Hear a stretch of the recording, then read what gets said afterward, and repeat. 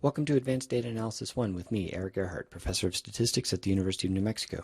In this video, I'll help you finish Class 6 on labeling categorical variable levels. Before we do the categorical labeling, though, I have a couple additional pieces that I want to basically add to the previous assignment of coding the missing values. So here I am at the website. I'll go down to the timetable and scroll down to today's assignment. Okay, here we are. There's no RMD file. That means we know the assignment is in your outline file. We'll go over there in RStudio, and I've got it opened from last time. So let's finish some coding missing values. In particular, I'm not so focused on coding missing values, but I want to plot the data in such a way that we can visualize where missing values are. So I'm going to page down a bit to the end of the data management section. Aha, okay. So basically right above where we're working at Class 6, I want to be here. Plot entire data set showing missing values. So how do we do that? I have a script that has a set of functions in it that we're going to source or import into our code, and then we're going to call the function here. So I'm just going to put a little placeholder here. I inserted a line of a code chunk with Control-Alt-I, and I'm going to say XXX return. Okay, that way I can very quickly just search for XXX and jump down here. Now, up near the top where I've got my code chunk, where we start with the data, where is that? Here we go. So it's around line 360. We've got library tidyverse, library lubridate, and before we load the data set, we're going to add a line of code right here. But first we need to go get a function or a script from the website. So go over to the website. You're following along, right? You're doing this while we're doing it. I'm going to scroll up above the timetable, above the example assignments. This is below the content for the chapter. And there's this function here, ADA_functions. I'm going to do a right click, save link as, and I'm going to save that into the folder where I've got everything for this class. Basically the same. You should save it where you've got your assignments and the data set and so on. And for me, I've moved that into this classwork folder. So I'll save it there, and we can open it up real quick and take a peek at what's inside. ADA functions. So these are a set of functions that I wrote for doing a bunch of stuff. There's a long function at the top that does linear model diagnostic plots, which we will use a little bit at the end of this semester, but we'll use it extensively next semester. I'm going to page down a bunch. This function is long. There's a function for doing bootstrap resampling to assess whether the sampling distribution of the mean or some other statistic, where just the mean in this case, is normally distributed. We need that as an assumption for the t-test later on. And for confidence intervals, this is a bootstrap function for doing a two-sample t-test. So we'll scroll down past that. This is a function to show p-values for a t-distribution. And this is for doing best subset selection next semester when we're doing model comparisons.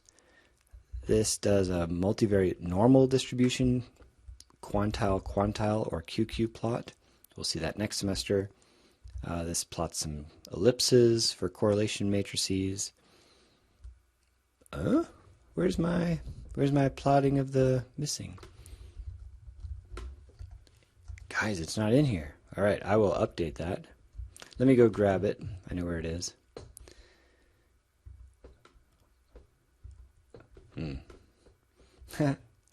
All right, let's see if I put it in my gist.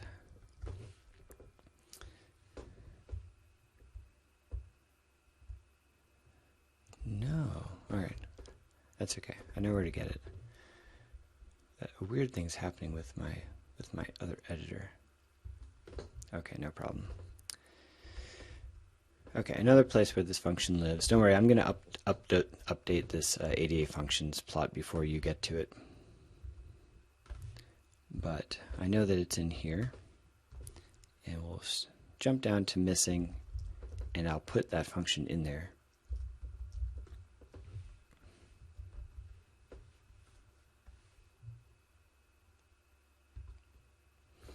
Okay, here's my function for it.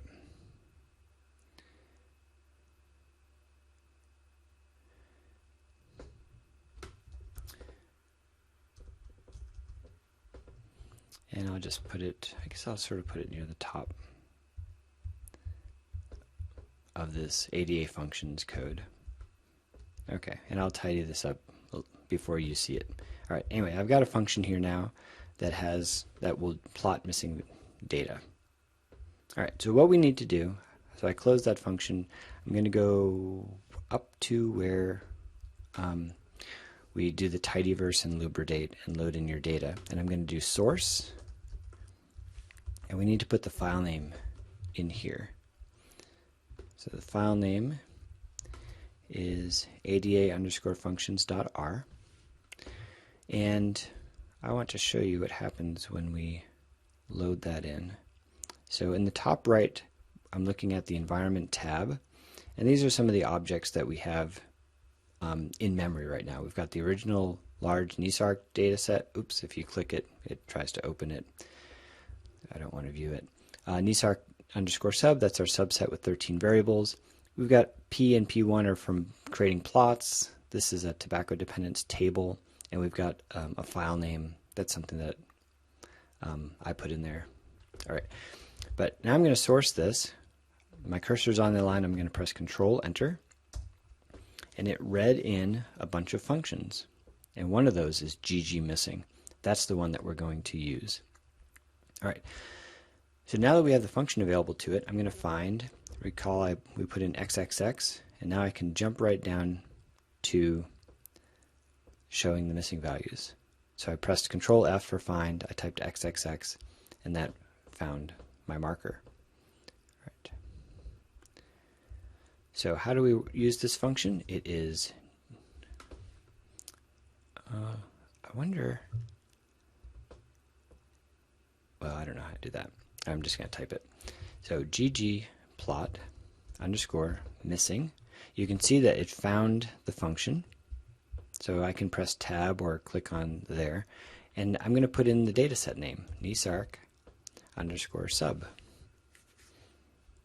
All right, let's create a plot window that's big enough to hold the plot, and we'll play. Takes a couple seconds.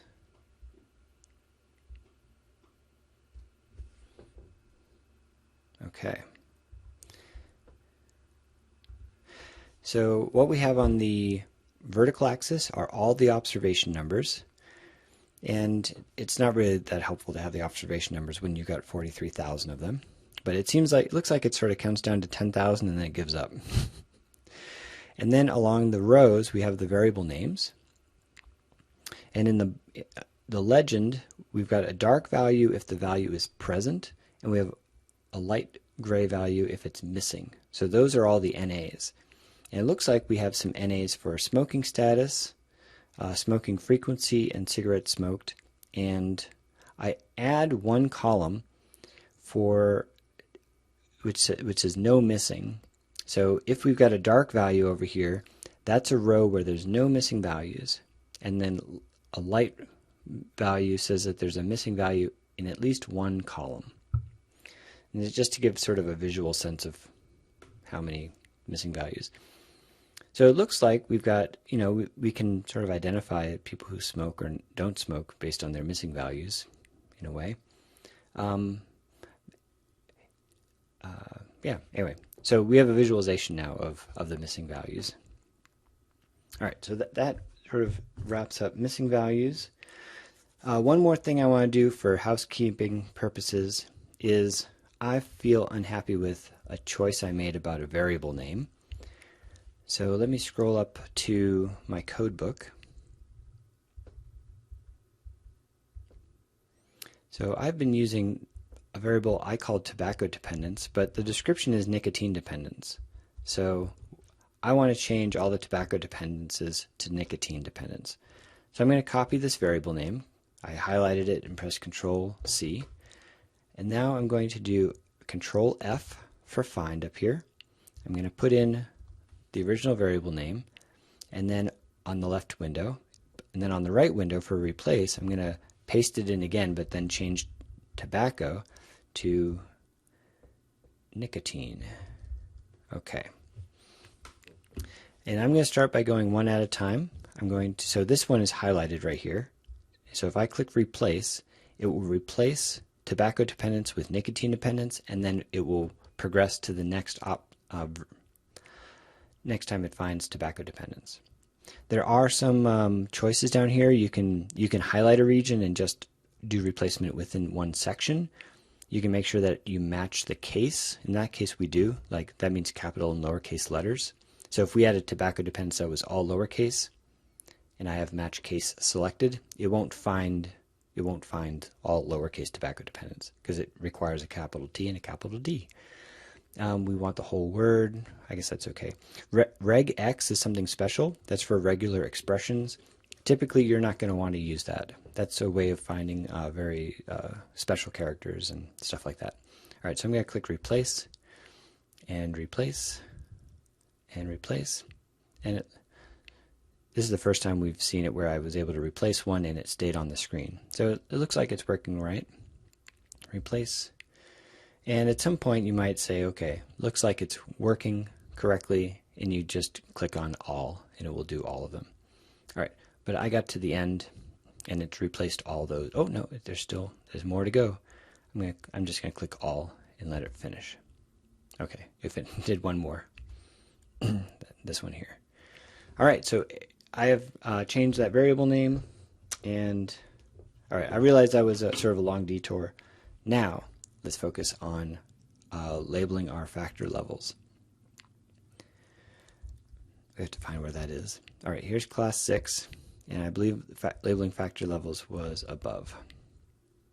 Here we go. So I'm up around 650 for me. It could be different for you. I often make the spelling mistake of spelling it with British English 2 L's for labeling. There we go. All right, so I have pasted in here code from the website in this HTML file for renaming or labeling the factor levels. So that's what we're looking at here.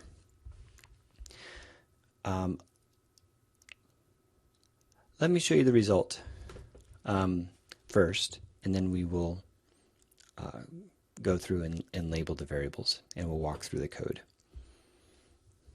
Okay, it's taken longer now to run. I think this stopping right here might be plotting the missing values. Now that we've seen it once, we might just comment out that code and not have it run so that we don't have to wait those few seconds each time we compile it. Let's open this in the browser. Go down to, in fact, let me show you the plots and tables so we see the results of labeling, and then we will look at how to do the labeling. So one of the variables I labeled was the nicotine dependence. It used to be, I think, a 0 and a 1. But since then, I've labeled it as nicotine dependence and no nicotine dependence. So those labels now show up, and now it's much easier to understand what's happening. Similarly, when we create, okay, here's another table where those labels are showing up. When we create plots now and specify nicotine dependence, the labels that appear on the plot are no longer 0 and 1, but the labels of the categorical variable. And I think, well, here I've sort of erased, anyway, this is a numeric variable, so it this is not what we're doing. All right, so let's scroll up now to where we are labeling the factor levels. I think it will be easier to read them, to view it here on the output, so we'll walk through here. Okay, so I'm starting by looking at a summary of the data set, and here we see that sex is a 1 and a 2, smoking status is a 1, 2, 3, nicotine dependence is a 0, 1. Those are the categorical levels that we are going to label. All right. So let's scroll down, and I say informative labels are given to factor levels. The order of the levels is also rearranged for some of the variables, and I'll explain why we might want to rearrange them in a second. So let's start with depression. So I'm going to scroll up for a moment and look at the depression variable. Here it is. We have zeros and ones. All right, let me scroll up to the code book actually. Oh, can I do that? You know what? I'm going to open a second window. I'm going to copy this, open a new tab, paste in that same link, and then go to the code book.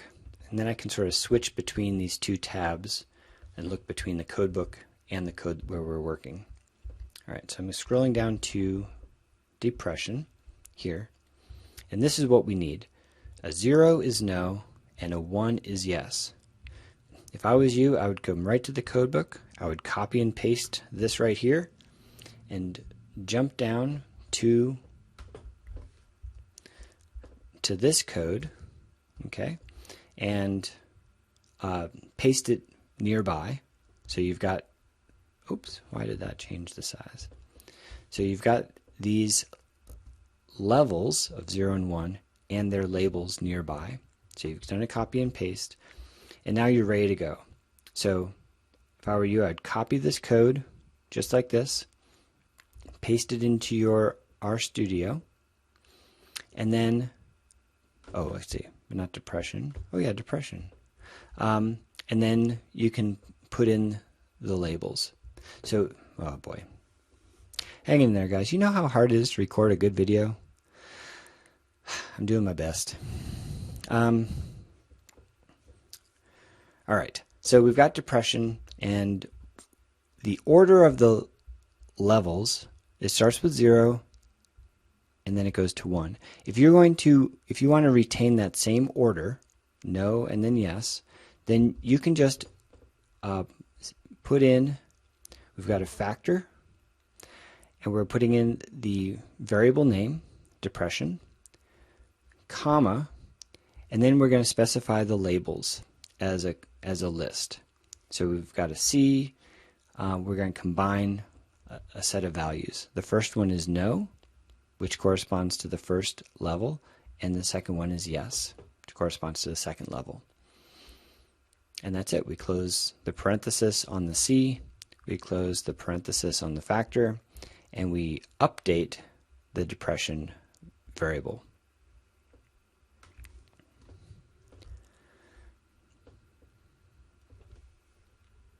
And from this point forward, we no longer are going to use zeros and ones, but no and yes.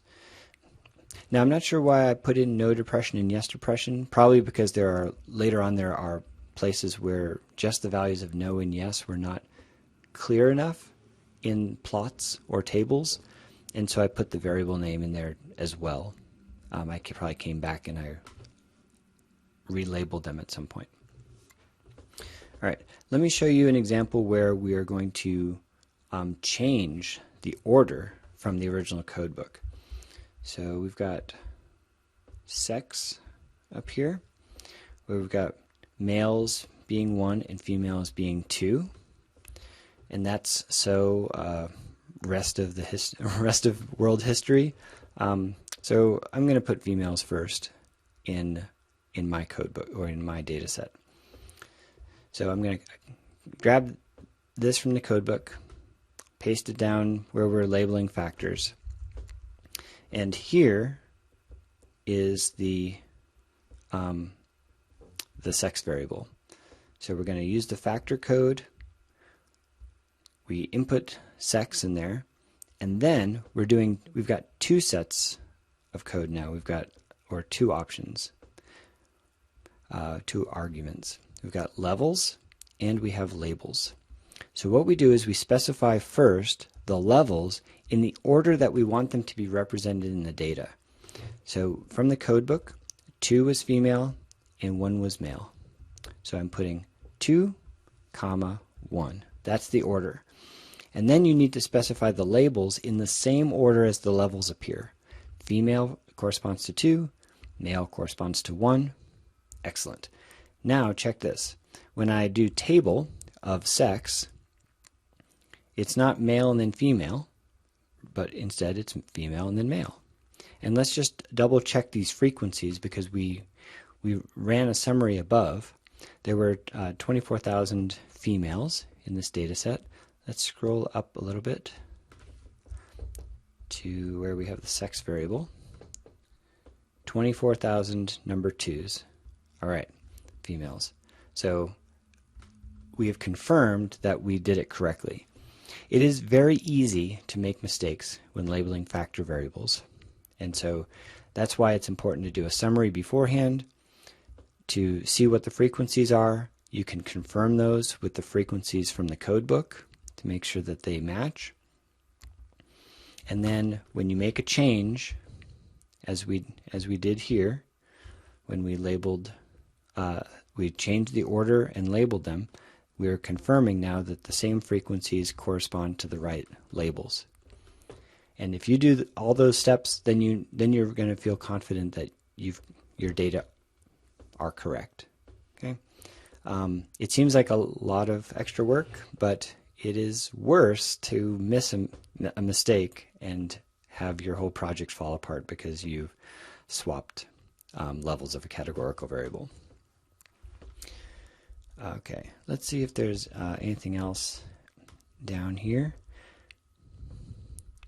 that we really need to look at. Not really. So I've gone and done that for the rest of my variables. You can see here that for my smoking frequency, I chose to reverse the order from 7 to 1 so that never was the first category and then it increased up to every day. I'd started with longer labels for my ethnicities, but there are a couple plots where it was helpful to have shorter labels, so I sort of abbreviated these down to 4 characters each. All right, so then maybe the last step is to run the summary and check all these values and compare them to the original the summary that you did before you labeled them. So we've already checked that the females are correct, and you can check the other ones as well. Now, there are a couple situations where you'll need to add categories. You'll recall from the last video for smoking status, we relabeled the NAs as category 3, which would be never smoked. Let's see, I think I've got a comment. Not there, but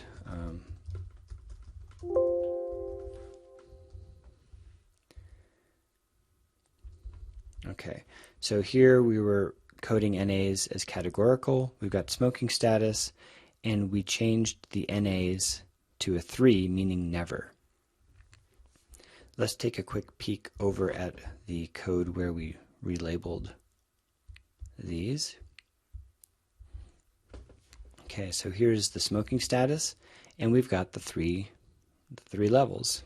Current smoker, previous smoker, never smoked. So if you are doing some recoding of missing values, it's important to remember that you added a category and then to label that category. So I think that's everything from this for today. Oh, you know what? I need to do one more small change. I don't really need to do this on mic, but I will. We created one little table last time. Tobacco dependence. Right, where is it?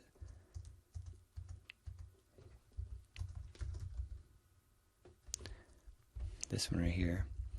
So I created this little table called tobacco dependence, but we've changed our variable name to nicotine dependence. So I'm going to find and replace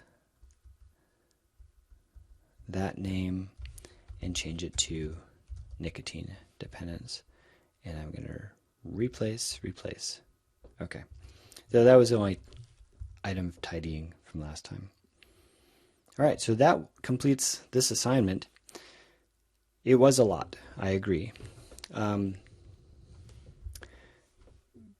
That's sort of part of coding. It will take you longer than you expect it will, but doing each step one at a time and checking your work will guarantee that you've got a nice result at the end. So we made a bunch of changes. I'm going to knit it and just check that the results are fine.